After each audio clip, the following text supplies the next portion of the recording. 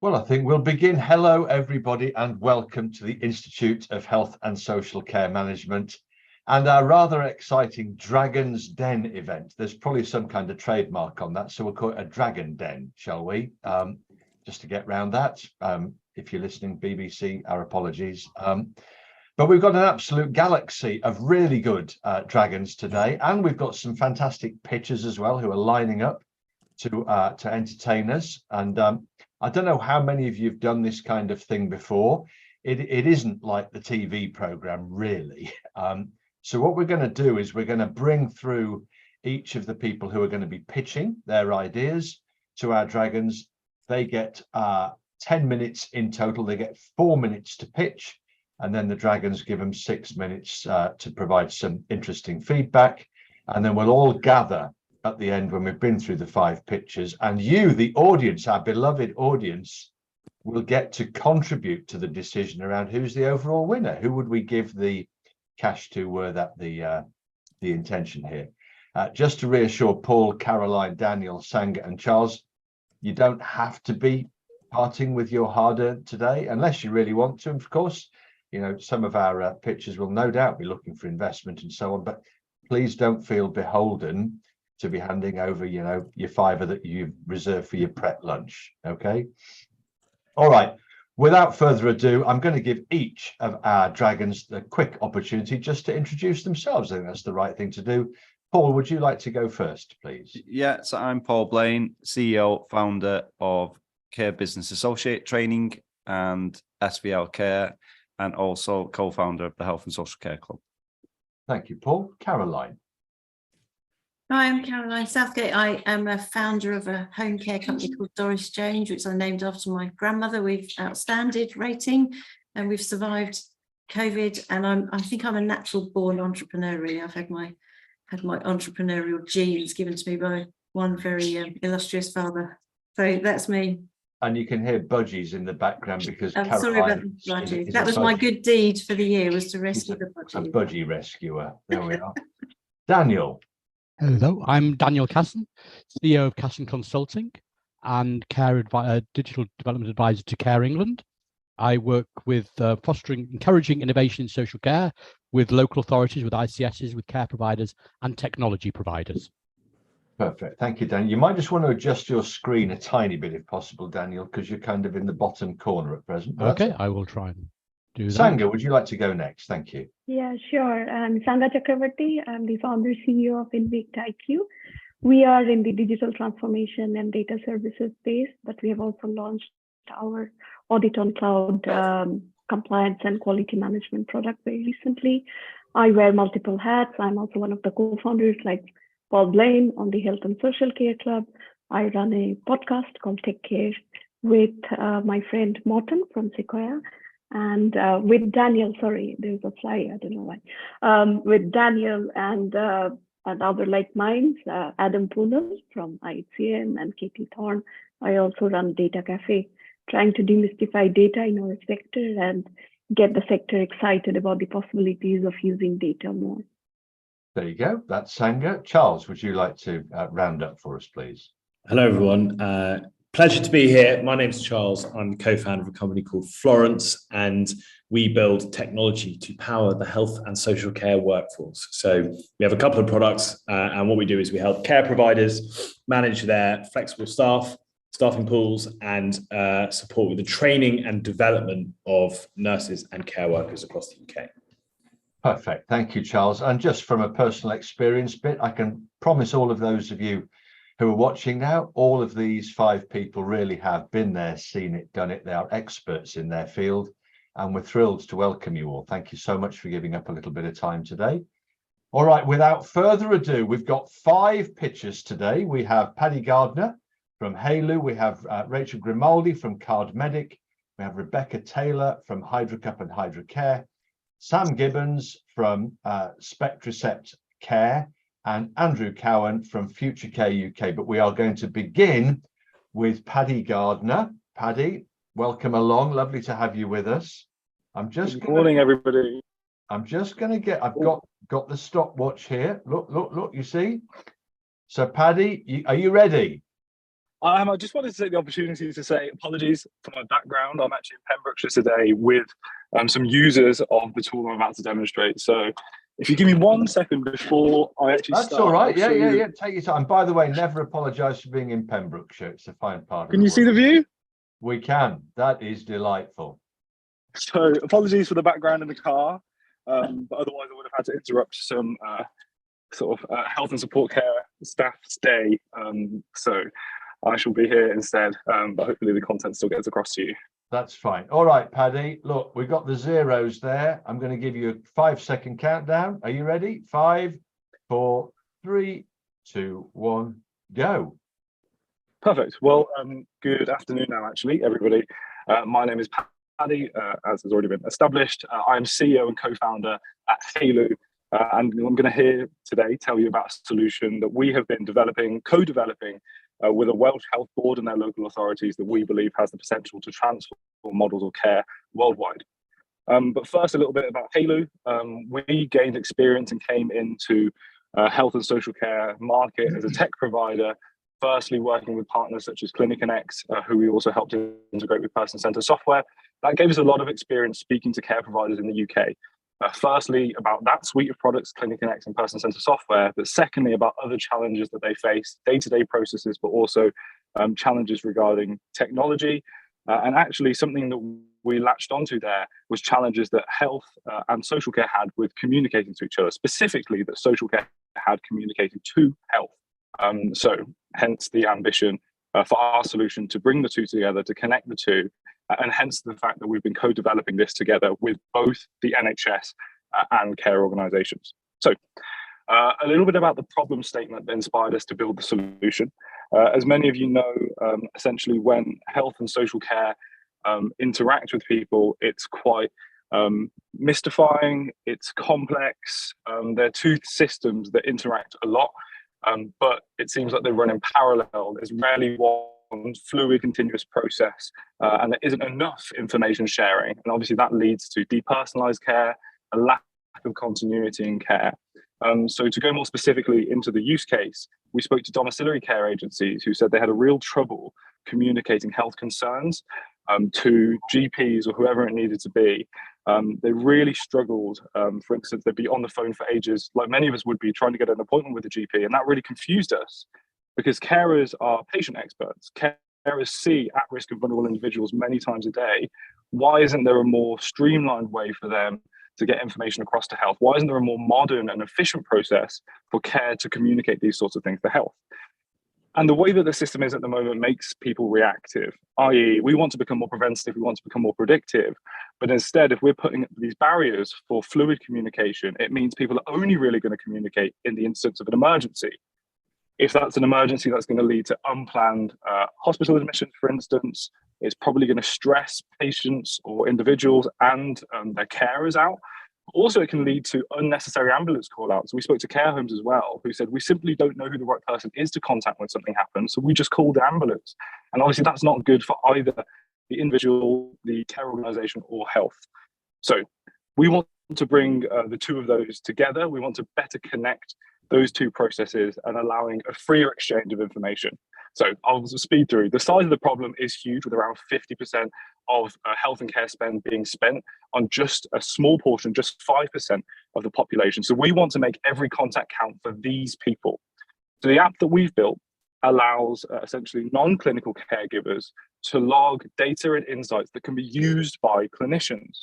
So it's going to give people the ability to send concerns and information through to health, and for health to respond to those things. So you can imagine sending a concern, I'm slightly worried about someone losing mobility, I'm slightly worried about someone losing their independence, and getting community health professionals to pick those messages up, give advice, or potentially raise referrals and create earlier interventions to ensure that people can remain happier and healthier at home, and take into context what matters most to them, their current conditions, and their daily needs. So this app is completely customizable. The interface, predominantly what we've built, is for the community health side. I'm going to have to stop you there, Paddy. I'm so sorry. That's your 4 minutes. 4 minutes is up. We have to be ruthless about this. So I'm going to open this up straight away to the Dragons. Please, Dragons, if you've got any supplementary questions or clarification points you'd like to make, if you just raise your hand, that would easily make me be able to find you quickly. Any of you like to make any comments at all? Caroline, go ahead. I'll beat you, Charles, sorry. You have described perfectly my day-to-day existence as a home care provider. You've definitely identified the problem. Sadly, 4 minutes is probably not quite enough for you to have identified your solution completely, but it's a big, ambitious project, clearly, and digital NHS, digital social care is a big problem. Can you tell me a bit more about how you're going to make money and how you're going to get it? Have you got to the trial phase, or where are you up to? Well, thank you very much, Caroline. So essentially, what we've done at the moment is we are going to be piloting in Pembrokeshire within the NHS first. So we're aware, like you said, it's a very ambitious project to actually truly connect health and social care. So our first point of entry is working with an NHS team that actually functions very similarly to domiciliary care. So they perform bridging services, but they also do reablement and palliative care. So we're first going to test the model with them. So essentially giving them the app, and then giving clinicians that they at times work with, for instance, nurses and various MDT teams, the dashboard, to see how people can actually use that data, whether this process works, whether the idea of raising earlier interventions is something that can happen. And our next step after that would be then deploying it to the local authority care teams. And soon after that, we'd hope to give it to private care organisations and potentially even informal carers and individuals themselves. Just to answer the other half of your question, in terms of how we make money from it, our plan absolutely is to charge the health boards. So obviously there are integrated care systems coming in now, which is very beneficial to us because this is a product that benefits both health and social care. But certainly with the pilot organisation... I'm going to have to hurry you along, Paddy. We got the gist there. Yeah. Charles, you've got your hand up. Then I'm going to go to Daniel and then to Sangha. But let's be quick with our questions, please. Thanks, Paddy. Quick question. Post this pilot, who would pay for this and where does that budget come from? Brilliant. So it would be the NHS that pays for this within the pilot health board. So it's a health board in Wales. And the budget would be coming from essentially the savings that they'd make from beds. So essentially, we're going to reduce the number of hospital beds required. So hopefully freeing up some of that capacity for them. And essentially, the budget is saved from a hospital. And essentially, it would be given to sort of community health instead. Have you thought about how you price it? Yes, we have. I suggest how that might be, Paddy. Yeah, so the model we're looking at the moment is that it would be around, I think it's £4 per patient per day. We charge the health board to have this monitoring solution in place. That obviously gives them the ability to have the app and the dashboard as well at their disposal, as many users as they like. All right, thank you. Let's push this along. Daniel, would you like to go next, please? A lot of my questions were on pricing, but so you're saying £28 a week, £4 a day, £28 a week. Yeah, that's okay. The current price that we're working around. Yeah. My question is, what about, have you considered, is this an app? And what if Wi-Fi coverage, because it's obviously in remote locations, going to be? Yes. What's your answer to that question? So especially in Pembrokeshire, that's been a big consideration we had to make. So we have an offline mode where essentially everything that the carer needed to do on the visit, they can record, it will be saved. And then when they do have connection again, it will then be sent off. And then essentially they would have to wait until they have mobile data or Wi-Fi connection to then receive any replies from health. And that would be necessary, yeah. But they'd be able to still do their daily recording and logging of what they'd actually performed on the visit on the app. It's just the extra features that would require Wi-Fi. Thank you. Thank you, Daniel. We seem to have lost Sangha. So, Paul, would you like to ask a clarification? Yes. So, obviously, a lot of things that I was thinking of have been asked, and you've answered really well. I'm sort of like looking at it and going, imagining connecting up the dots to it. The idea behind this is not just to integrate social care with healthcare, but also the multidisciplinary teams within healthcare that are very disjointed as well. So would the idea be, if a trust actually has this, they would utilize this between all their different services, and then social care would have that link into it with regard to client information? I think that's a wonderful summary. Maybe you should have chimed in on the 4 minutes instead. I didn't have to draw it out so much, but MDT teams have been a huge thing that we've been speaking to with this particular health board. I think they really struggle to collate information a lot of the time with so many different people, so many different specialisms. And it's so I'm not sharing my screen anymore, but if you can imagine that dashboard pulling in all this information on patients, people can sort of look at it with their own perspective based on their own specialism, but it's all in one place, absolutely used by MDT teams, and then they can push out their specific advice. There's things that a physiotherapist would know that an occupational therapist wouldn't know, but they can push those insights to people on the visits via the app. Yeah, that's the main thing, and I probably should have said, but we really want to share those clinical insights. We want to help empower and upskill carers with those clinical insights. I'm just conscious we've got 45 seconds left. Sangha, welcome back. I'm sorry we lost you briefly. Would you have any clarification question you might like to ask Paddy? I'm sorry, I got dropped off. The internet is a mess, but I don't know whether you covered your competitors, Paddy. That's a great question. 30 seconds, Paddy. So there are no solutions that specifically allow community health teams to communicate insights in this way to carers. However, you can imagine that if we're looking to deploy this in social care, we'd then start to compete with existing care management solutions and EHR solutions. My plan for that is that hopefully by the time we get to that point, this is like a module that could sit inside one of those. We want to integrate. People are already storing data their own way. We don't need to, we don't need to replace that. We'd just simply like to work together with it. Fantastic. Thank you. All right, team. Dragons, I've been watching you making your notes and so on. Hang on to those notes. We're not going to go through the feedback session right now. We'll leave that towards the end. I think that's only fair for all of the other people who are pitching. But let's hear it very quickly for Paddy, please. Thank you very much, everybody. Bravo, Paddy. And whereabouts are you in Pembrokeshire today? Oh, that beats me. I didn't drive here, I'm afraid. So all I know is Pembrokeshire. There's a bit of seaside there anyway, so that's lovely. We're at the docks. Imagine right. Are there multiple docks? Probably just the one. I shouldn't worry. Thank you, Paddy. Well done, my friend. We'll be back to you a little later on, okay? All right, look, we've got the one and only Dr. Rachael Grimaldi, co-founder and chief executive of Card Medic. Rachael, are you ready? I am, yes. Thank you very much. Hang on. There we are. I'm just proving that this is a fair process that we're going through here, Yes, I could. Can you see my screen now? We can. Yes, we can, okay. Rachael. Okay, you have 4 minutes starting now. Great. So thank you so much for having me. I'm also an NHS anaesthetist at Great Ormond Street Hospital, just to throw that in the mix. So Card Medic is an app that's designed to reduce health inequalities that arise from communication barriers in healthcare. So that might be a cognitive problem such as dementia or a stroke or learning disabilities or sensory impairment like deafness or blindness, a language barrier or literacy issues. It actually started in the pandemic when I was on maternity leave and I couldn't get back to the UK. I was stuck abroad, but I really wanted to do something to help. And I'd read about a patient who'd been to intensive care with COVID and was terrified because he couldn't understand staff through PPE. And I thought, how are they communicating? Are they writing notes on paper? Are they just shouting at patients? And there was no scalable solution for a pandemic. And we do find ourselves saying the same or similar things to patients when we're talking about procedures or treatment or trying to communicate about care in the home, for example.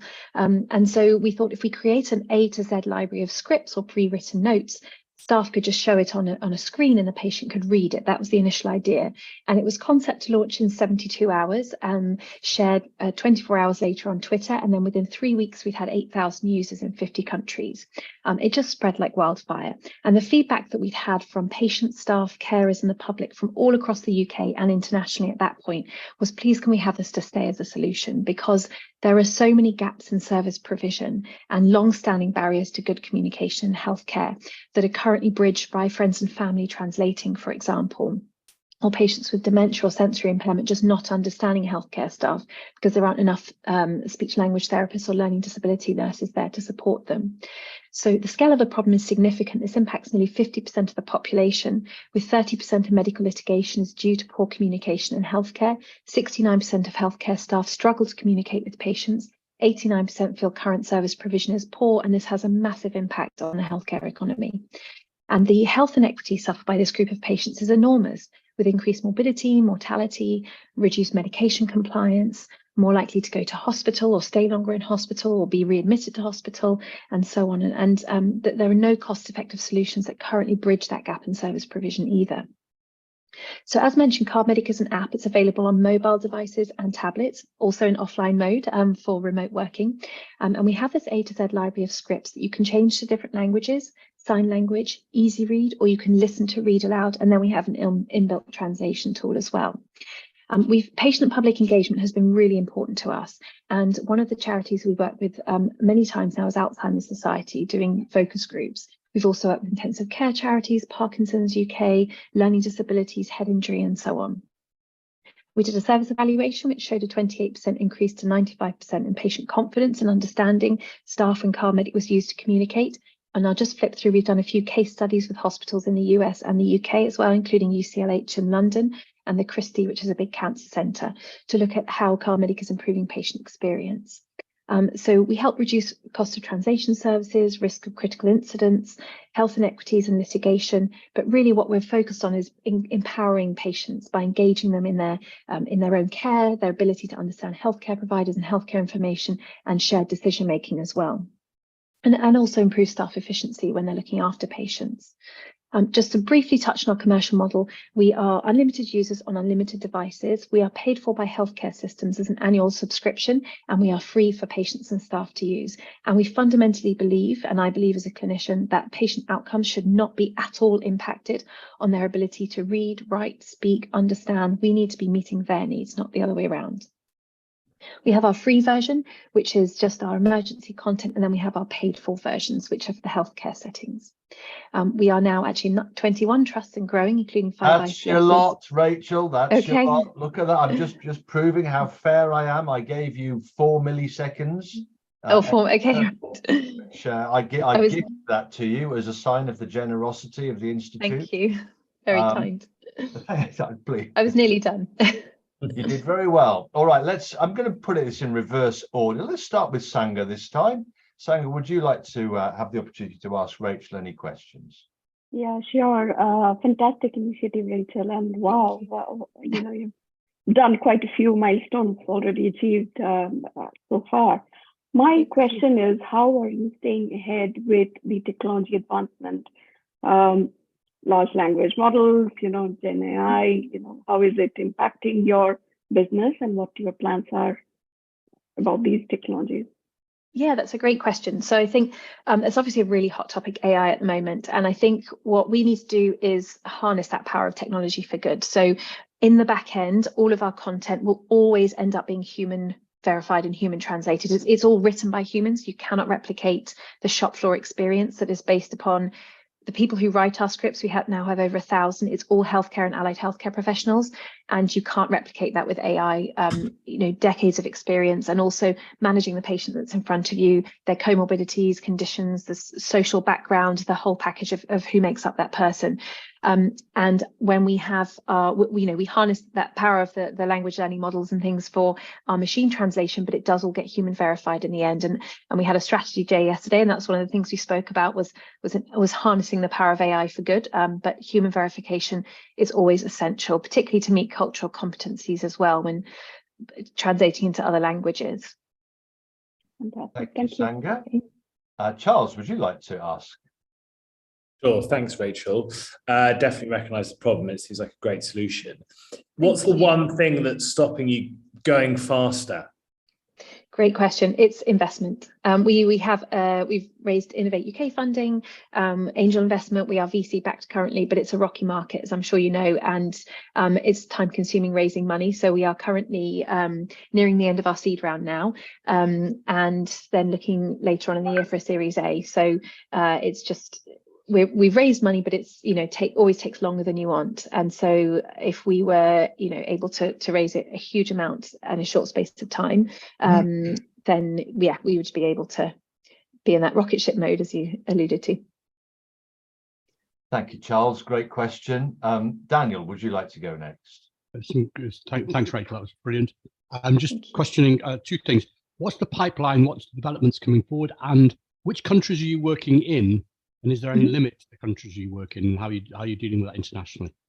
Yeah, great question. So I'll work backwards. So we're in the UK primarily across the NHS, but we're also in the US. That's happened quite organically, purely actually through accelerators that we just started doing, again, quite organically through working with the Department for Business and Trade.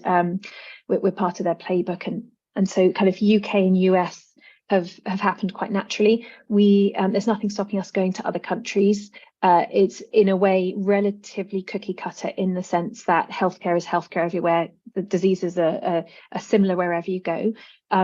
However, there will of course be nuances to clinical practice, and so our library of scripts will need to have certain tweaks made to them, and ways things are practiced in different healthcare systems, and how patients are referred and managed, community versus social versus in hospital, and so on. So there's nothing stopping that growth, but our focus is UK and US currently, and then expanding out. And we have a roadmap of where we would go next. In the next 2 to 3 years' time, looking at starting that. Sorry, remind me of the first part. Pipeline of development. The pipeline sector, thank you. So we are currently, we've got some contracts that we're closing at the moment with ICSs. Our pipeline for the end of this year, we're looking to aim to close 1.6 million in total. And then in the US, we are working with a local team. We have a team on the ground and a couple of people we're working with through Texas Medical Center, where we did the Innovation Accelerator as well. And we have kind of getting our funnel together there. So we've got several hospitals and healthcare systems that we're in conversation with at the moment, and a really potentially very exciting pipeline with a couple of those as well, which would be fantastic if we were able to progress with them. And you're still working as an anaesthetist at Great Ormond Street? Yes, yeah, I'm a senior anaesthetic registrar. That is worth pointing. I'm so glad you pointed that out, Daniel. Yes, thank you. 2 days a week, yeah. Right, no. Paul, would you? I'm a governor at the Alder Hay, so. Oh, nice! Oh, lovely! Oh, fantastic! It's a great hospital. Rachael, as soon as you started this one, fell in love with the product. I think it is something that is hugely missing and has been a gulf, the communication angle of this.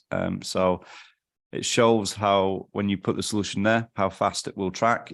My interesting part behind that is very much related to, you've got the health side within the NHS, but a lot of people suffer with this same problem in social care and in visits to the GPs. Yeah, absolutely. So therefore they end up going away and Googling information and getting the facts wrong, causing a lot of stress and anxiety, which leads to problems. So in terms, is it just investment that is stopping you actually targeting the GP practices, the normal people who are not actually going into the hospitals and social care, or is that actually not your baby and that's not where you see it going? No, so actually, from reaching out into primary care and social care, it's more of a content piece. The investment is primarily for the tech build, because although on the face of it, it's actually, and feel free to download the free version, have a little play with it. It's a really simple product when you're using it, and it's designed to be really simple, but the back end is actually really complex with the translation management system we built and so on. So the investment is primarily for the tech side. We run a lean team, and of course the investment would go into growing that team in a very focused way. But from going into a primary care setting and a social care setting, it really is just about the content library. So we have started growing our primary care library already. Again, we've had many GPs reach out to us, lots of care homes and social care settings say, and even police, for example, and other sectors say, we would love to use this in our setting. And it really is just about the content. So we've got some amazing. I'm have to cut across you a tiny bit, Rach. I know you're eager to expand, but we are on a tight schedule here. That's all right. Caroline, very quickly from you.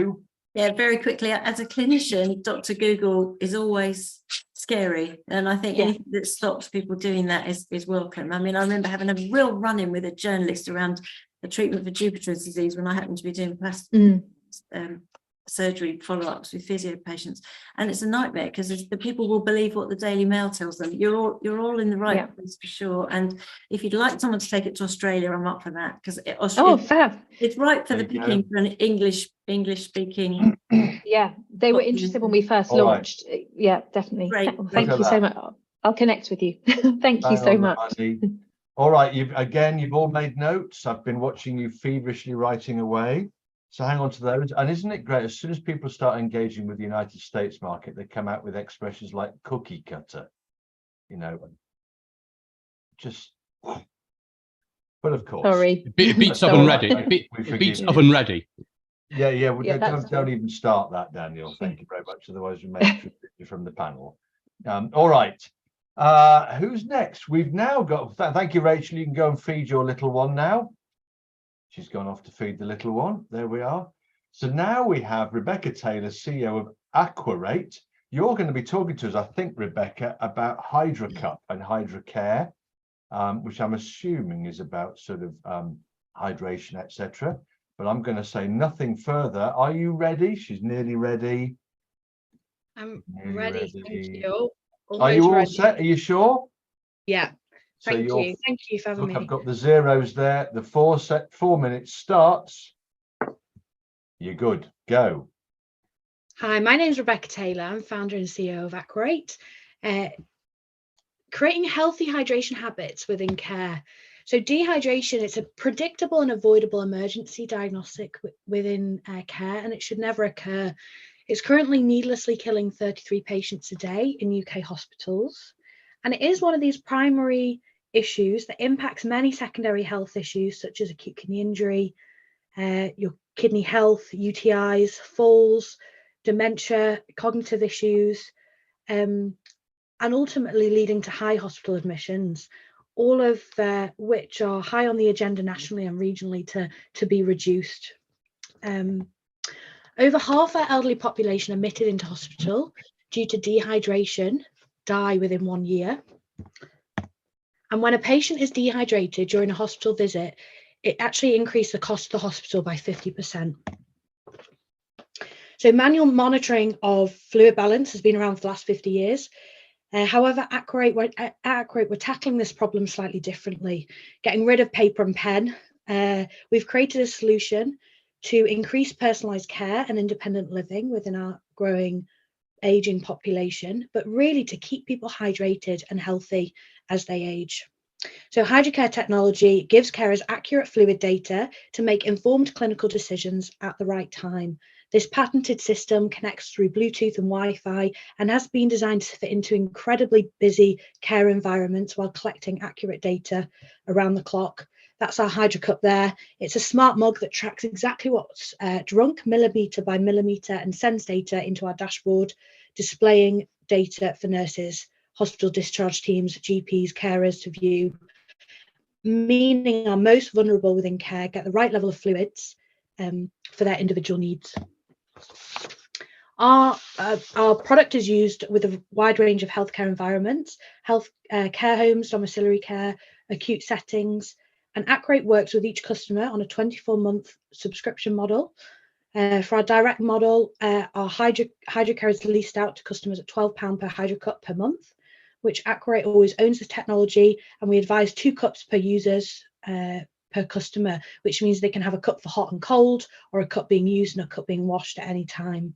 And we also have a reseller model, so the Hydracare can become part of wider connected care platforms, and we've already integrated our system into the likes of Oyster, Everon, House, and we're working with a number of connected care systems to actually integrate our data. So we understand that whilst our app is useful for onboarding and for care homes with low levels of technology, we need to see data into the one entry point for staff to be using. I saw my own grandparents aging for the last 10 years, and there was a real need for this solution. This system has been developed from prototype in 2017 to a tested CE marked product over the last 5 years, created from a real desire to see the fundamentals in care covered. And for me, that starts with hydration. The product was launched to the market in October last year. We've had 8 months of selling, and today we have over 60 customers with over 5,000 products being used across the UK, across 8 ICBs. And the system has a 2-year lifespan, but due to our SaaS subscription model, we would just, the customers would renew contracts and we would replace product as needed. In the next 12 months, we're looking to grow to 20,000 users, 350 customers across our UK. Oh, I admire that. You see, she's smart. She's even got her own alarm as well. That's very good, Rebecca. 350 customers in the next 12 months. Well done, Rebecca. I think that's a formidable effort. Let's start with Charles. Would you like to ask any clarification? Thank you, Rebecca. That's awesome. Really impressed by the traction to date. If you've only been at it for 8 months. Question for you is, who is your target customer that you speak to in like an ICB? Or not the target customer, the target buyer, the person who you pick up the phone to? Our adult social care commissioners and kind of any technology leads within councils.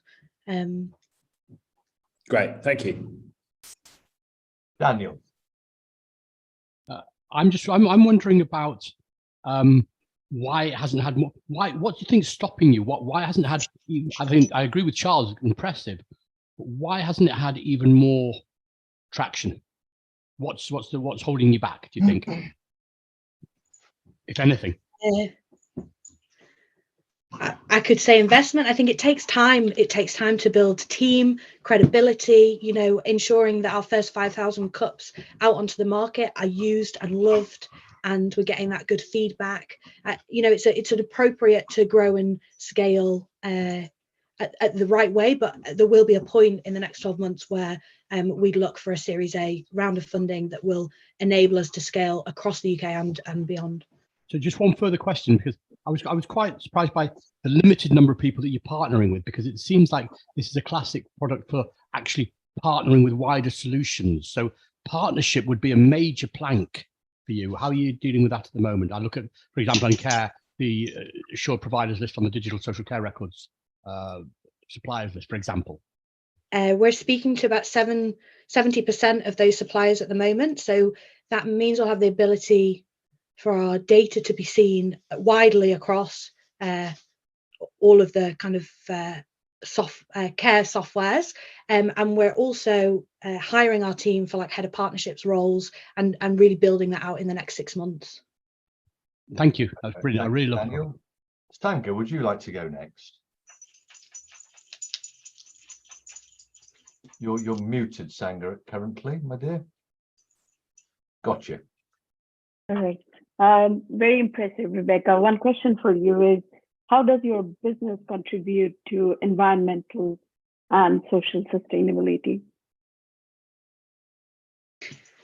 It's a great question. It's something that we'll be focusing on in the next, in the short term. I think it's a mean feat to develop a product, manufacture it and get it to market. It's on our high on our agenda as one of our core principles within the business to make sure that we have that social and care impact right by the end of this next financial year. Thank you. Perfect. Thank you very much, Caroline. It's great. You've got competition, so I don't think we don't need to talk too much about that. There is competition. There are other people doing similar things. What's interesting to me as a care provider is what action needs to happen when and how do you train up? So you spend 1,200 quid installing it in a care home group, for example, who's monitoring it? And what's the expectation of who's going to fill the cup up because the screen in the other room is telling them that Mrs. Smith is dehydrated? How are people actually in practice? How are they actually using it?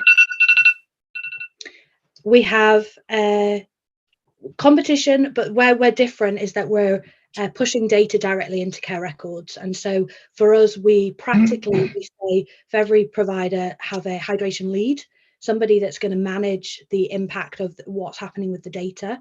And we train staff up to know that then they're acting with actionable insights against somebody's health. So they can see over that 2-day period someone's deteriorating. Well, then they can then spend time sitting with that person to make sure they're getting the right fluids or changing their meal plans accordingly to start pushing fluids at the right time for people, that it then has an impact, rather than having to do it blindly all the time and spending a lot of time monitoring fluids. But the patent is great, but the proof is even better. And I think if you're going to spend that much money buying in as a department or a ward or whatever, it has to be fairly close to the coalface.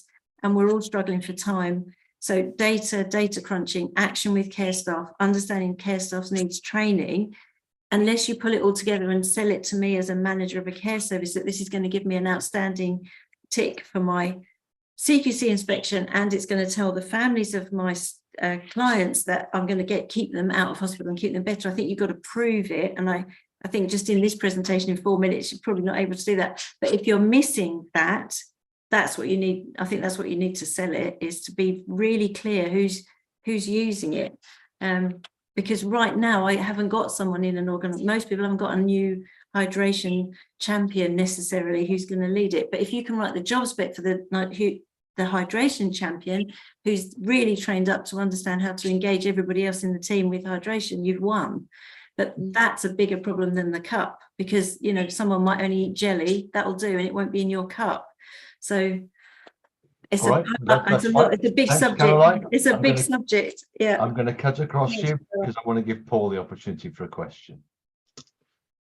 Yeah, so Caroline was thinking along the exact same pathway as I was, and I think that's both of us because we've got that social care background. Because right now it is a manual task that's done, but staff are logging that into an app with what's been drunk, etc., like that. My question is, I like the product, I like the idea, but a lot of people actually like their own mug. I'm certainly someone that likes my own mug. So how is it anything in the future that the company is thinking about where however you do this smart monitoring can just be something that goes into a normal standard cup, or the company can design cups? I'm thinking particularly around dementia. We got it, Paul. Thank you. Yeah. Rebecca? We'll have a range of styles and cups and colours coming out very shortly. I missed the start of that question, Paul, sorry. So Paul was asking, is there any plan in the future to adopt the technology so that somebody could just use their own mug and still have the Hydracare? Yeah, so it's often an initial concern by the care provider, and what we see is that this product is being used for people with cognitive issues, people that need the right care and are unable to get the right fluids in for themselves. If somebody's adequately hydrated, we don't force them to use our Hydracup, but actually there is a real percentage of people that cannot manage this themselves and have no issue kind of using the cup that's provided to them by that care organisation, which you see now because you go into a care organisation, they're all using kind of standardised cups and mugs. All right, we're up. The time is up. Rebecca, you did formidably well there. Thank you very much. Dragons, just make your notes, prepare the ground for the feedback now. Now, who's next? Let's have a look here. Now we've got Sam Gibbons, and I think she's with Greg Whelan. Hi guys, it's actually Greg. I'm going to do the presentation. Sam's in the background. Oh, righty ho. Okay, well that's fine. Well, Greg, are you ready and set? Let's see. You tell me when you can see my screen. We can see your screen. Okay, first slide loading up. Does that happen? Has it loaded the first slide? We can see the first slide, but we can also see, the little ones of your other 6 as well. So it's not gone to slide. Okay, we're there. Happy with that? I'm happy with that. All right, let's crack on then. If you're ready, Greg, this is Greg Whelan from Spectricept. Greg, off you go. Hi, Dragons. My name's Greg. I'm from Spectrum X, the name of the business. Circumstances create need, but innovation drives change. What I want to tell you about today is Spectricept Care Plus, the world's most effective hand sanitizer. The pandemic set the bar for everybody, really, in terms of realizing that hand sanitizing it was one of the major ways of limiting the spread of infection during that period. And the World Health Organization decided that the gold standard, we all agreed, was hand washing with soap and water, but then alcohol gels were the next best thing, especially where the case of hand washing with soap and water wasn't available. There are limitations in the real world with alcohol gels. The range of kill is one. The fact that they aren't particularly good for the skin is another. That they have a diversion risk for addicts. There's a fire risk inherent to using them too if they knock about in warm temperatures. And there's a really high carbon footprint, thinking about the whole sustainability piece. So new thinking was, required definitively. And that's led to the kind of innovation that's brought our business to bring SpectraCept to the fore. It is a patented formulation of hypochlorous acid, which is the entity that our white blood cells produce when we combat infection in our own systems.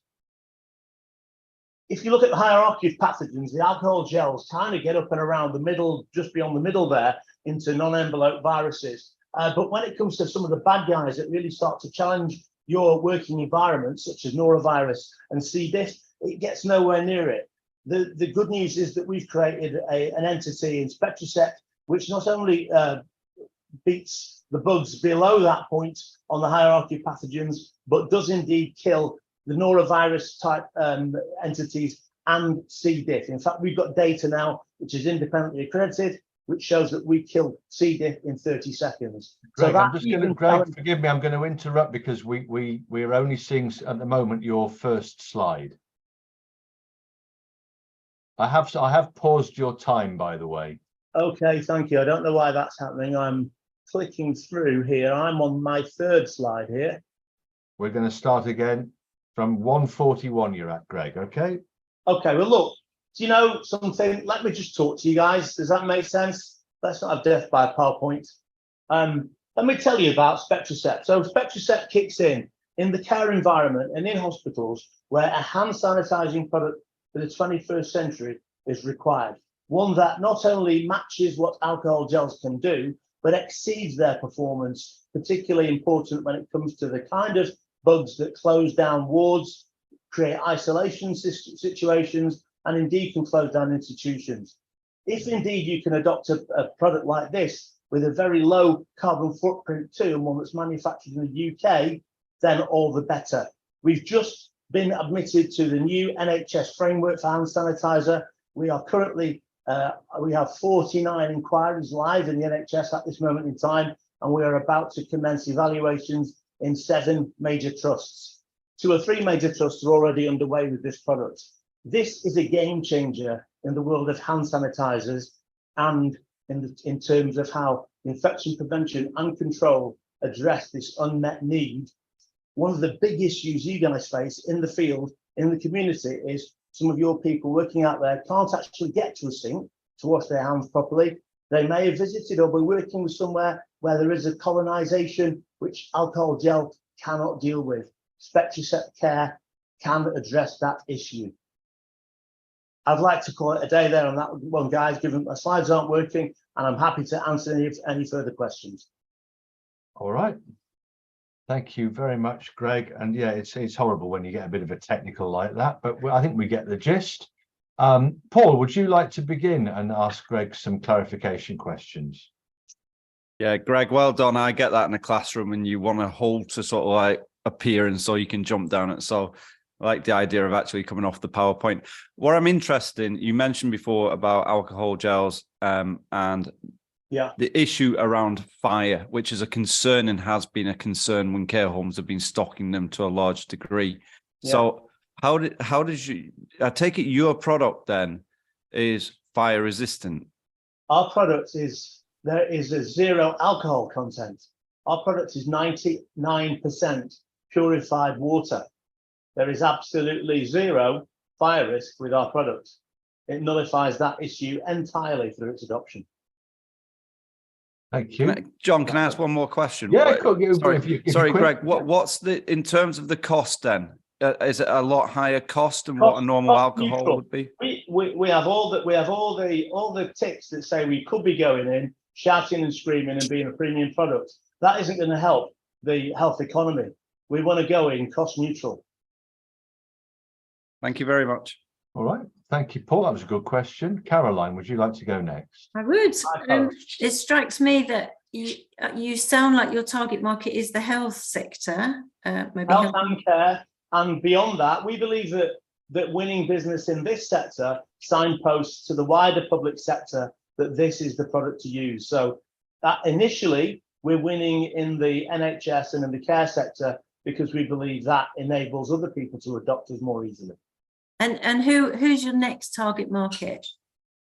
So initially it's NHS, then it is the care homes. Well, concurrently the care home setting. We're talking to the whole public sector care environment as well. We're dealing with several health and social care regions around the UK. So come out of health, Greg, and start looking at holidays and cruise ships. And leisure is on it, I promise you. Yeah, leisure is one of our ticks. That comes in. We have a certain footprint we can act across to be reasonable. We don't want to become busy fools and be too thin across the ground.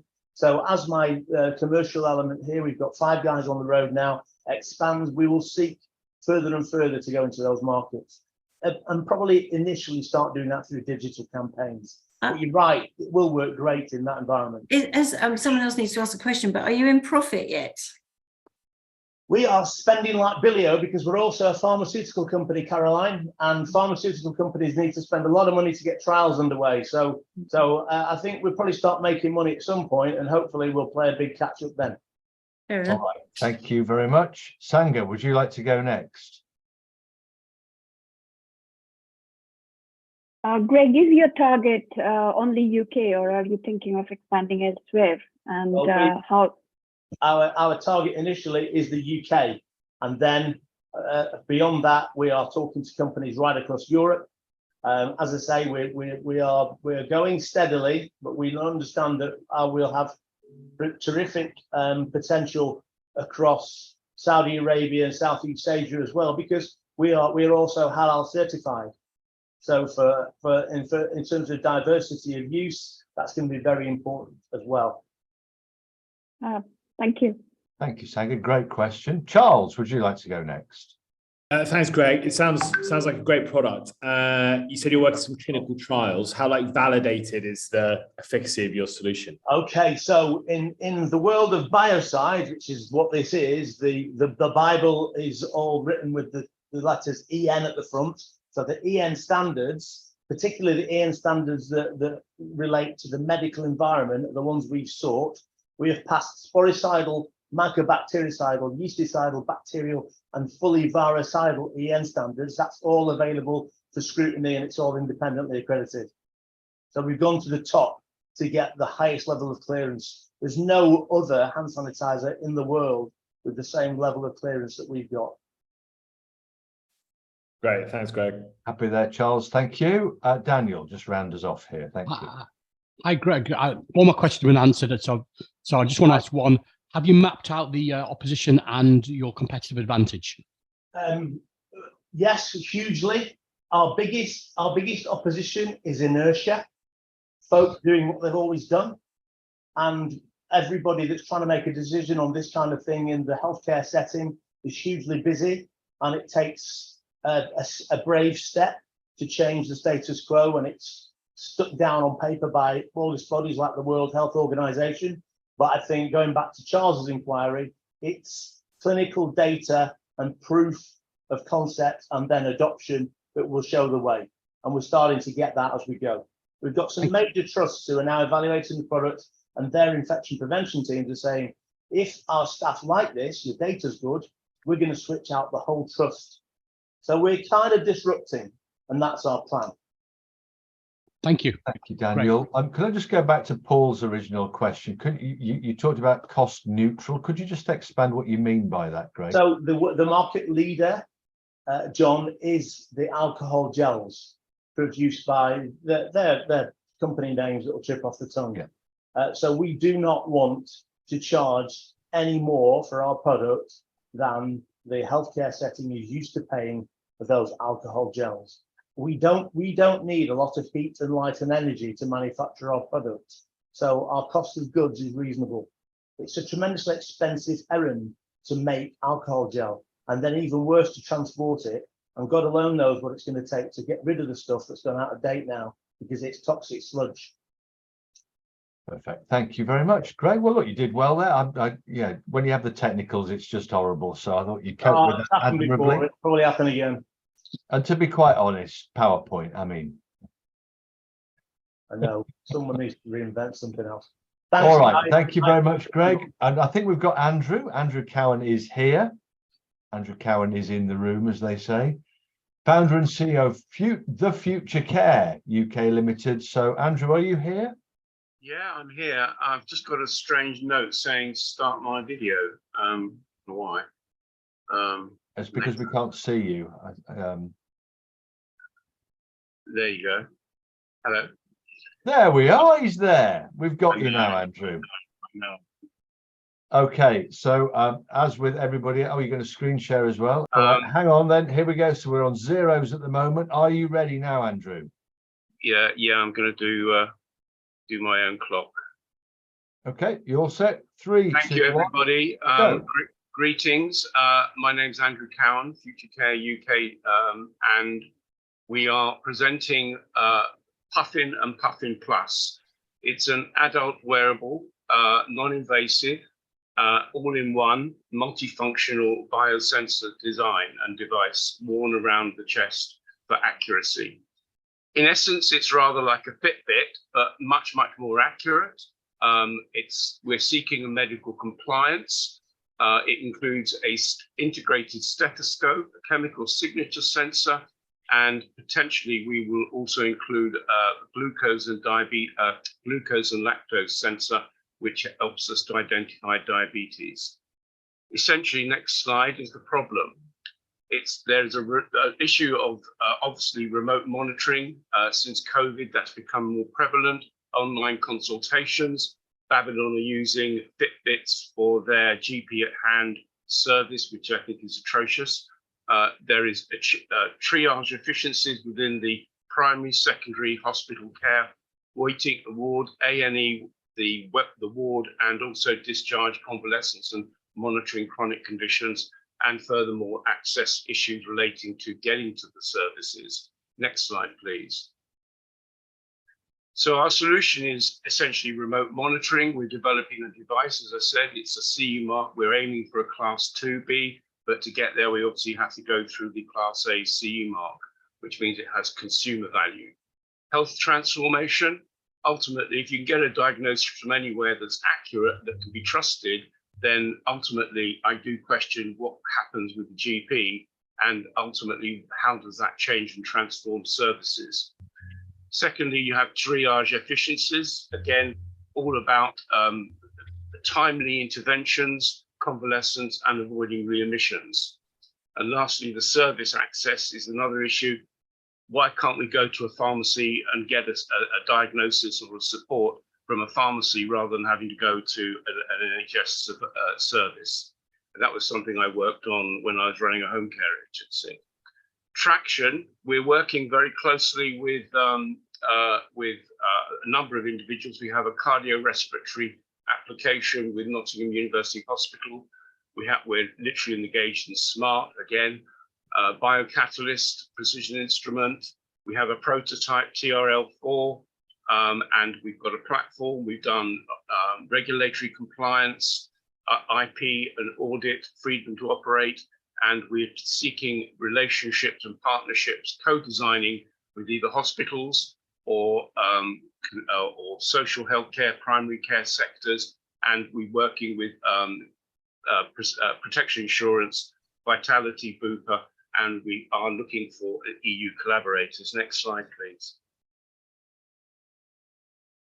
So these are the people we're working with. We've missed a slide. Oh no, we've missed a slide, which is the traction. Can you go back one? Ah, there, yeah. So this one basically that's the device. It's a prototype at the moment. We're getting data from the device into a cloud, put down to an app. The app can be figured for language, gender, race, ethnicity, and also time zones. Next slide, please. These are the people we're working with. As you can see, that we've got a vast amount. This is our team. We've got a number of very influential advisors, people like Roke. We're supported by Arrow. We're NHS Microsoft startup empowered, and we are again have a number of pediatricians, neonates, clinicians, and in-house individuals who are working with us. Not to mention technology. We also have a. All right, Andrew, I'm gonna cut across you there because your 4 minutes is up. Good. Okay. Thank you. Thank you very much indeed. And well done, Jade, for rescuing the text once again. Indeed. God, what a person. What a bit of forward planning. Yeah, quite. So Sangha, would you like to kick us off this time, I wonder? Yeah, that's great, Andrew. I would say it's quite an idea, and it's a really big idea. I'd want to know a little bit more around, what is your core technology behind your product, and how does it differentiate from your competitors like that of Apple? We know Apple is heavily investing on health and health-related wearable tech products. So it would be good to hear your thoughts there. Yeah, well, first of all, my background is I was a family carer. I was trained by the Alzheimer's Society. I ran a home care agency for 10 years where I met Daniel. I then pivoted to a value-added reseller for a senior wearable device, and then we pivoted to an infant device through an Innovate grant funding. The actual device itself is a combination of multiple of sensors that you can buy off the shelf. It speeds up development and reduces cost. They're all working together. The secret is that integration of the technology. We've had a freedom to operate, so we know what we're doing in that regard. The USPs are that an Apple Watch, a Fitbit watch, and any other thing that you wear on your wrist is not necessarily accurate, and it's limited. And any caveat and any claims that they make, there is a plethora of caveats to say they don't do it, which is why I'm so disgusted by Babylon using Fitbit for their consultation on demand service. What we need is a device that we can trust, where the data is accurate. Whether you call it a consumer device, a medical device, or whatever other than a 3+3, the fact is we're all looking for accuracy and being able to trust. Our strapline is assurance, whether and when to worry. That's it. The end of story. If you don't want to worry about your health, then you need a device that tells you what your health condition is. The stethoscope's really interesting because it's a medical device. Nice and quick, please, Andrew, because we've got plenty of other people want to ask questions as well. That we can democratize that stethoscope so anybody can use it and understand what the condition of their heart and lung is. That's just one USP of the device: self-management, self-monitoring. All right, thank you. Charles, would you like to go next, please? Thanks, Andrew. I imagine when you're building hardware like this, it's quite expensive to get it off the ground. How much have you spent so far, and how much do you think you've got to spend to get to the point where you can start generating some revenue from this? Right, good question. Thank you, Charles. The first thing is that we spent around about, I've been at this for a long time, learned through the Hard Knocks school. We spent around about 250K, some of it through grants, etc., etc. I have sweat equity investors who paid also money to join the company. The money that we would require, the ask, is 500,000 to get it to a CE marked, ready to be commercialized product. The object of that's an adult version. Once we have the adult CE mark, we can then go for funding, etc., proof of credibility and trials to get it to a 2B. After the 2B, we can then look at miniaturizing it for infants, which is why I'm interested in pediatrics. In fact, pediatrics is my passion. I've done elderly and adults, but I have to get through the adult device first to get to what I'm passionate about, which is the infant device. Okay, and so then the big thing is you're looking for 500,000. I'm just trying to move us along because Charles' question was specifically about how much you've spent and how much you're looking for. So we've got that. It's 500. Thank you very much. Daniel, would you like to go next? Hi, Andrew. How are you doing? I want to know the business model, because we haven't talked about pricing and who your customers are. Okay, business model for a consumer device, our major competitor is in the region around about 500 to 600 pounds. That's mainly a Google Watch, or in the infant space, it's Aqaurate. The business model is quite multiple, actually. We'll sell it direct via e-commerce, our own website. We've been speaking with Vital Connect, with Vitality, with Bupa, so we'll sell it through a third party protection insurance. So you sell to individuals? Pardon?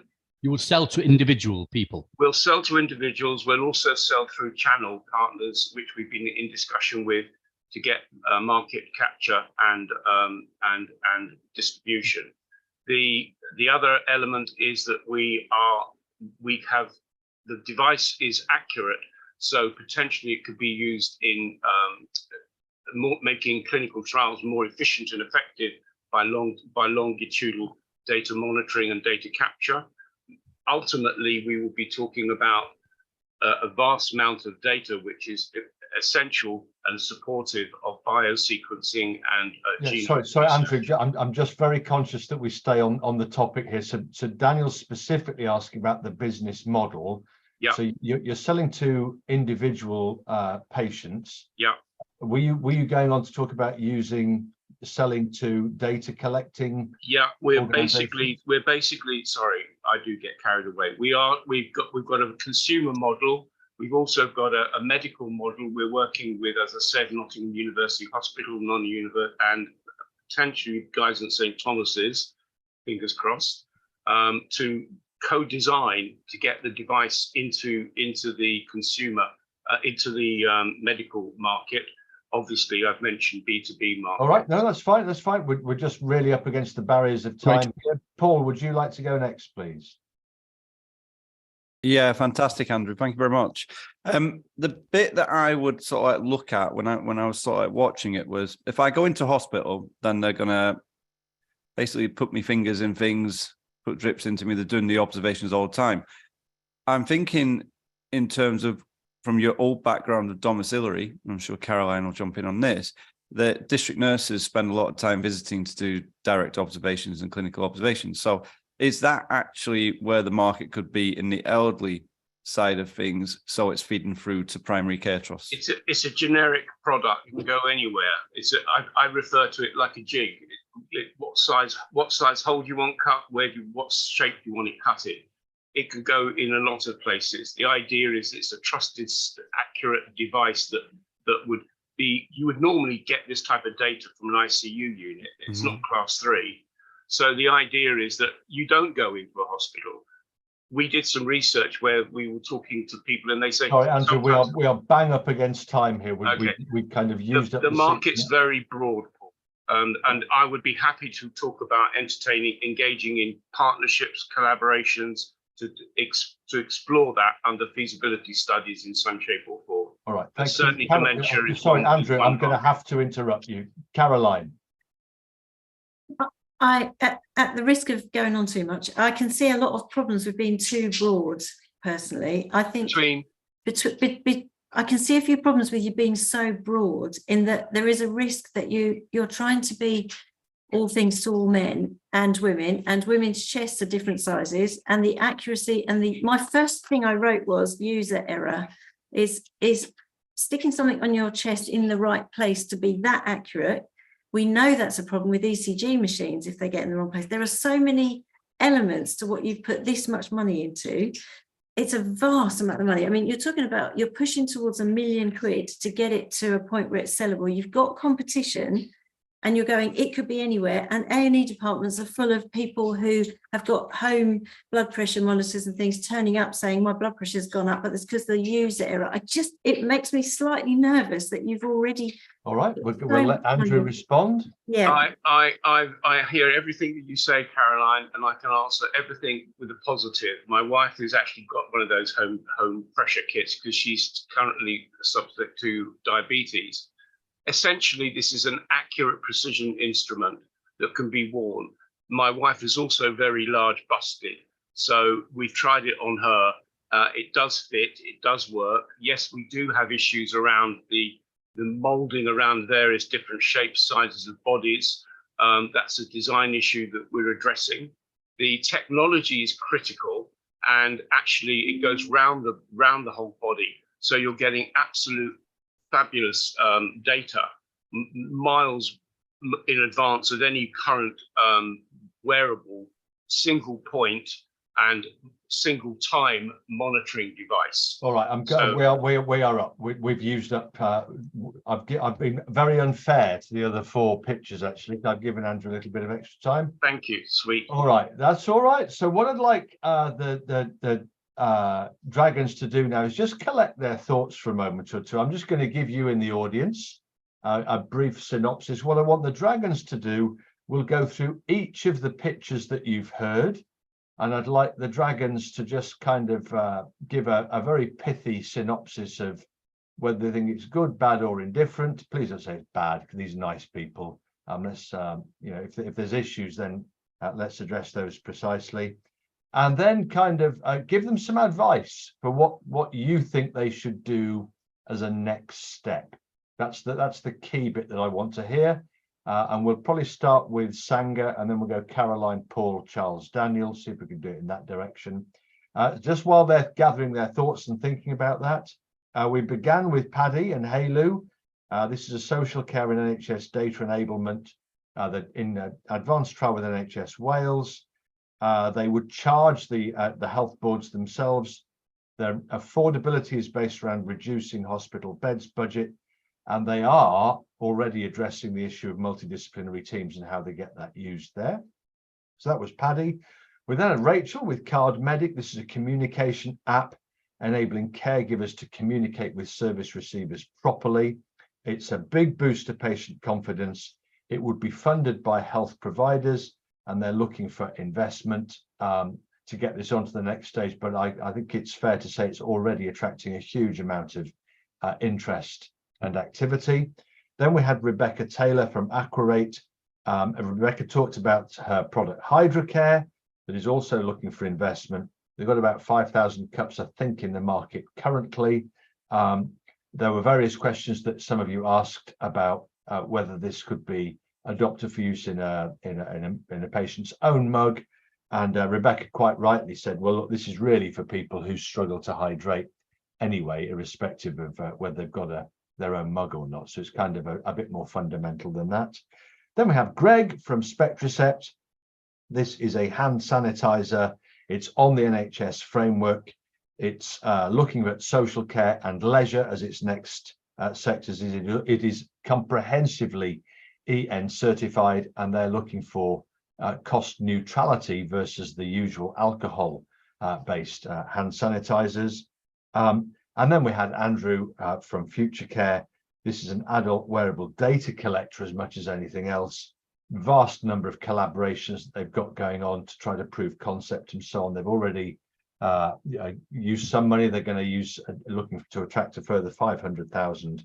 And this is a very broad business model, I think it's fair to say, in terms of who will pay for it, how they will market it, etc. It's very much a work in progress at the moment, looking for the beginning of formal CE or GBCE certification.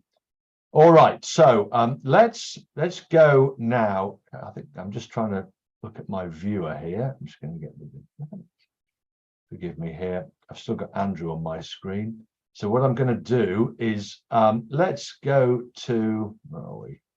I've lost all of my dragons here. Just forgive me here. We've got a minor technical issue here. Sangha, would you like to go first here with your observations and advice to Andrew, please? Andrew, I think your idea is very ambitious, and I can see some technical challenges in the way. It requires large amount of investment, and there are already players who are actively looking at this space.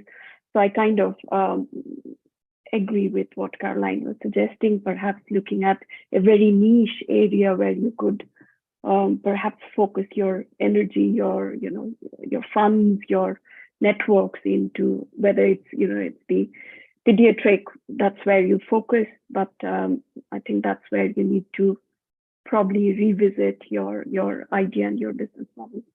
Okay, and in terms of Sangha, just the other providers who've pitched here, so Haelu and Card Medic and Aqaurate and Spectricept, have you got any specific advice for any of those that you would like to share with them? Yeah, I absolutely loved what Haelu is doing, Paddy. So well done for trying to tackle that problem. It's a big problem, and I'm a bit biased because I'm looking at it from social care lens more than healthcare lens. And if you are able to nail that from the social care end, I think you will be able to solve many of the problems, which will then go and impact NHS. So I would request you to start also looking at how you could do some pilots with the social care, as in the care providers end as well. Perfect. Was there anything for any of the others? Forgive me, Sangha. Yeah, Rachael, Rebecca, Sam, fantastic work. Being an entrepreneur myself, I have all respect for what you guys are doing, because it's not easy to be an entrepreneur, and especially in an area which is underfunded, I would say, in many contexts. And so well done, and keep pushing. Happy day. Thank you, Sangha, and thank you once again for sharing your time this lunchtime. Let's go to Caroline. Are you there, Caroline? I am. Hang on. Sorry, I'm just going to find my mouse thing. Hang on, sorry. That's all right. Relax. There we go. Right. Where would you like me to start? Well, it really, in the interest of time, let me talk about the ones. Any specific feedback that you've got for any of the contributors? Rachael, in particular, in the time it's taken to listen to the rest, I've downloaded the app. I love it. I think you're ready for scale, personally. I mean, you're already scaling, and I would highly recommend you went to Cranford University's Business Growth Programme. I don't earn any money for saying that, but I know you'd love it, because it will really focus on all the marketing elements that you need to do to make it fly. I think it will fly. And I think as a clinician, I get it. I think that's a good one.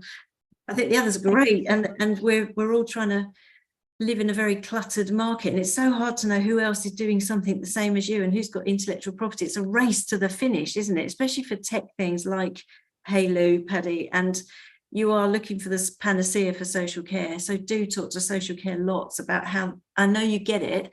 So how do we help you more from the social care side to bang on the door, break the door down? I know there's going to be problems. There are all sorts of firewall problems with NHS sharing data. They got their knickers in a twist about it, to the point where all of the nice guidelines, I was a nice fellow last year, all of the nice guidelines on the planet are not going to necessarily give the person who's buying this system the comfort they're allowed to share data with people outside the NHS. It's going to be a hard water pushing up a mountain job, but please keep going, because we need Haelu and everybody else. Like, could go on all day, couldn't I? So well, we could. I get that completely. Just in the interest of time, I'm grateful to you for your brevity, Caroline. Thank you. Paul, would you like to go next, please? Yeah, just to start off with saying 5 fantastic presentations. There wasn't really much weakness in any of them. So well done, everyone. In terms of looking at it, I often think the things that work very successfully are the things that are the most simplest to solve the solution. Tech is designed to make things very simple. So when we were sort of like looking at Andrew's, I've sort of like been involved in the fitness industry for some time as well. So I know what it's like to wear the chest pieces and go on a treadmill. I know you're just doing something slightly different, but at some point it needs to advance to something that's even more disruptive than that. And it's almost like a sticky plaster that's going on to the chest, or a microchip or whatever. I don't know. But what I would say is the reason why I think Apple and Fitbit done well is because it's an accessory that's easily wearable. And it may not be given the correct data, but ultimately it doesn't look like you've got some medical condition. So it's about finding the market where that actually sits and pushing that one. But the information it's given, fantastic, and the technology behind it. With regard to Haelu, you've got big things to break down there. There's no doubt about it. But the person that does find a solution to that is going to be one of the biggest companies in the world, because the key communicator to get all the NHS teams in-house and out-house talking together for the benefit of the individual, and to integrate that into social care, that will be the one-stop shop in communication. And if it integrates with the LMSs or the CRMs that other companies are using, it's going to be a winner. Rachael, in turn, just very quickly, I think that you're the person that's got the simple solution, and it's been badly needed for a long time. So I just see that absolutely rocketing and flying, and I can't wait to see the progress in it. I think it's a fantastic solution you've come up with. And I've got to say, with regard to Greg, my biggest problem, Greg, is the fact of I've got tons of hand sanitizer that could blow up at any time and needs to be got rid of, and it's very dangerous. And I'm sure the inspectors are going to be sort of like wanting me to fireproof my entire building, because obviously when the government was handing this stuff out for free and you could get it, everybody was actually taking it in. So you actually have the solution to a big problem that I have. And if it's coming in at cost neutral, I cannot see why people would not be pushing that way. The only thing I would say is how you stop everybody else copying it, because the problem that you had with alcohol gels is every man and his dog during COVID started to make them and nobody had a clue what they were putting on their hands, and it didn't seem to be regulated enough at that point. You could buy them at car boot sales. But I see Boots and companies like that being a market to actually get into there. And in terms, just very quickly on the fluid cup, I love the fact that the Hydracup, love the fact that that's what you're trying to achieve. It is a big problem. What I really want to see from that is when you're saying 33 patients, will die a day from poor hydration, is how your solution is actually, even if it saves one life, is brilliant, but we kind of need the data and the backup to that to be able to go to market and say, this works. The idea, the concept is brilliant. Can't wait to actually see the data that sits behind it. But I sat here in awe of you all. I thought it was fantastic, and I can't wait to see these products carry on. So thank you very much. Thank you, Paul. Charles. Thanks, everyone.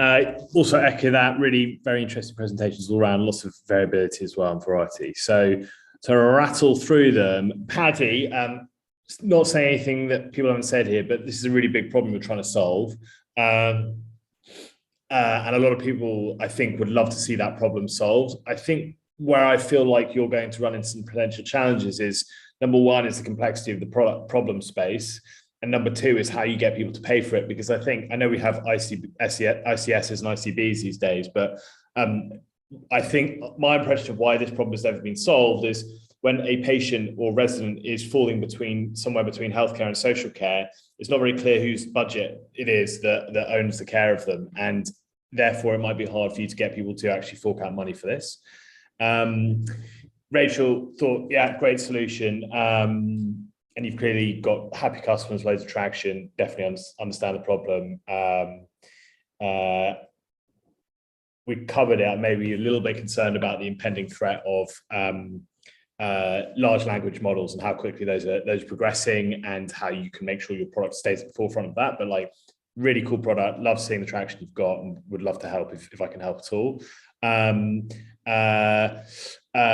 Rebecca, Aqaurate, also definitely recognize the problem and can really see the benefit for both like patients and clinical teams as well. People spend a lot of time worrying about documentation around hydration. So anything that makes that easier would be great.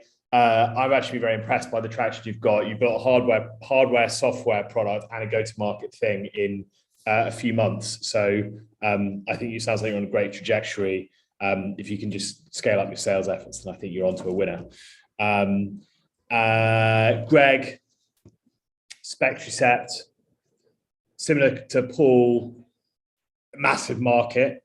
Like, I don't know how big the global hand sanitizer market is, but presumably it's like, 100 billion or more, I'd imagine. I don't know.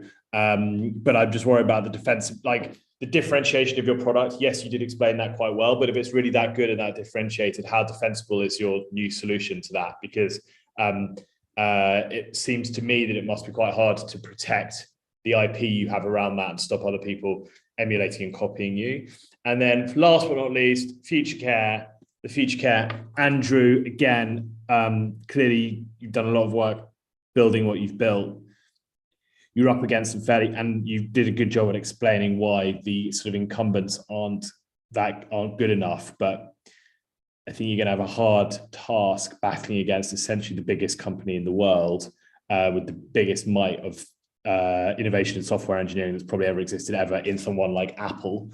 But if you can pull it off, then all credit to you, and I can definitely see the need. Thank you, Charles. And Daniel, just to round us off, please. I've approached this. Thank you, John.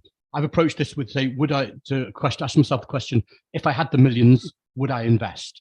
Paddy, I would invest, but I think you need a link to hard data that's coming out to people. So if you can link with a lot of the data and you can be sharing hard data about people as well as qualitative, I think you'll fly. Rachael, as to invest in you, I'm not sure how much I could add to what you're doing. So I wouldn't invest. I think it's a great product, but I think you're on the trajectory, which I don't think I could add that much to. Rebecca, on the Aqaurate, I love it. I have a cup which I take with me everywhere now. It's my own little Aqaurate because it's not measuring, but I think for me, and it's the way I think you need to be so much put in, as you said, to your partnership strategy, because I believe as part of a solution, it's brilliant. By itself, I think it'll be very more difficult to sell. Greg and Sam, I love Spectrum X. I don't know the market well enough. And I think you're fighting against, you said inertia is your biggest competitor. So you've really got to generate this market, which is so visible now that I think the competition in the market, I don't know enough about, but I think inertia and people wanting to get into this market with various different solutions, I think is going to be, would say I wouldn't invest at the moment because I don't know the market well enough. Andrew, you left me with more, I love the product, I love the potential. You left me with more questions than answers, and the competition and the go-to-market strategy didn't quite get there. Some of the operational difficulties might not make me, might not lead to me investing. People need to see some practical solutions to this and the video of how it works. I wasn't even sure whether it would be something you'd wear for a long time or a one-off. So I think the use case, taking me through a day of how it's used, would really add to the potential. I see potential, but I also see more practicality needed on how it's going to be used. All fantastic presentations. Thank you. Thank you, Daniel. Well, look, Jade Maloney has worked behind the scenes while you've all been doing your thing, and we have created a poll. So I'm going to launch this. It's dead easy. You just get one vote, and whoever gets the most votes will be the winner. So 3, 2, 1. There you go. Choose your favorite. Where's your money going to go? Isn't this exciting?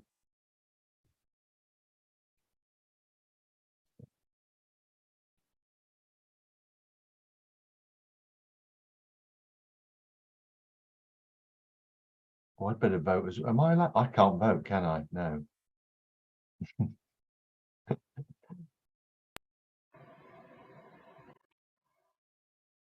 Okay, that's good. I'm so grateful to the fact that I don't think everybody has voted, probably because they're presenting or something like that, but there we are.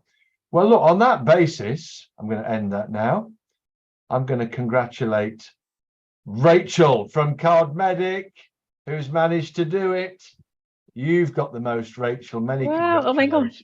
Thank you so much. Many congratulations. Thank you. I'm so grateful. That's a real whoopee. That's a real whoopee. Yeah, thank you. I've had the pleasure of listening to you speak before and pitching before. But I think you can all go away, all of you who've pitched today, you can all go away with a gladness in your heart. You're all doing great things. I'm humbled actually by the energy and the aspiration here. I think it's absolutely sensational. And goodness knows we need people like you out there innovating and being bold and pioneering. And that's the thing that I'm thrilled to have heard most about today. So thank you to Paddy and Rachael and Rebecca and Greg and Andrew for their pictures, but huge thanks to Caroline Southgate, Sangha Chakravarty, Paul Blane, Charles Armitage, and Daniel Casson, our dragons. I think you've done a first-class job there. Thank you very much. I know this is going to get watched loads on recording, by the way. It just will. So I'm grateful to everybody for being so disciplined in respect of their timekeeping. If I came across at any stage as being overly zealous in that regard, well, send me the letters. That's fine. All right. Thanks a million, everybody. Lovely job. Have a great week, and we'll see you at the next one. Thank you so much. Bye-bye.